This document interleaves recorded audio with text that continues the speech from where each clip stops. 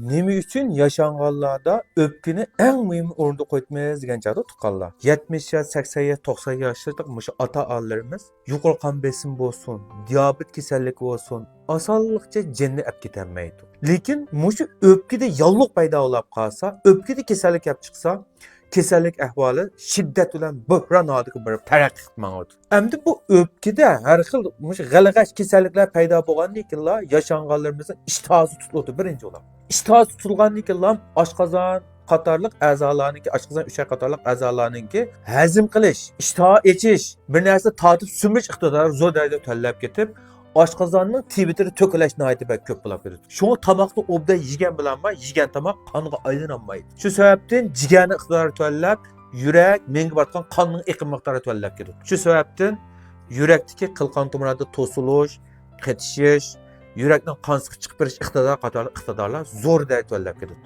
Shu sababdan menga borgan qon quvvat azab ketgandan keyin mengada qanda qilqon tomir to'silib ketishib, yigilab, menga yigilash orqali divangni kasaliga binoan tez suratga kirib olib qoldi. Umum badanga borgan qon quvvatni azab ketadi. Demak, mushu yaşanğan ota-onalarimizninki o'pkisi sog'lom bo'lgan ahvol ostida hayotiga alohida bak cho'ng ta'sir ko'rsatmaydi deyshak bu. Mushu o'pka ahvoli ig'irlashsa, nafas yo'l harakati kasallik girib olgan chog'da farzandlar buning hargizmi sal qaramay vaqtida doktorxonalarga olib borib doimo tekshirib turish kerak. Ikkinchi birisi, mush yaşanğan ota-onalarimiz chomg'ini ko'proq iste'mol qilib bersa, yoki mush chomg'ida yasalgan har xil sog'lomlik ozuqliklarini ko'proq iste'mol qilib bersa, o'pkani nihoyat yaxshi yashadi. Uningda bilan bizning Uyg'ur tibobat mahsulotlarimizda masalan zupay şerbeti. Bu yutasun, yutamasun. Bu zupay şerbeti qon tomirlarini yumshatish, o'pkani sog'lomlash iqtidori nihoyatda bak yaxshi.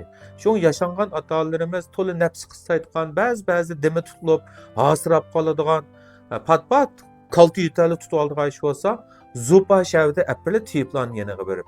Bu zupay şerbeti mush yaşanğanlardagi to'la nafas qisash, o'pkadagi qilqon tomirlarninki qonni aylantirish, havoni to'liq sumirish iqtidoriga ega qilib beradigan bak yigani yaxshi bir mahsulot.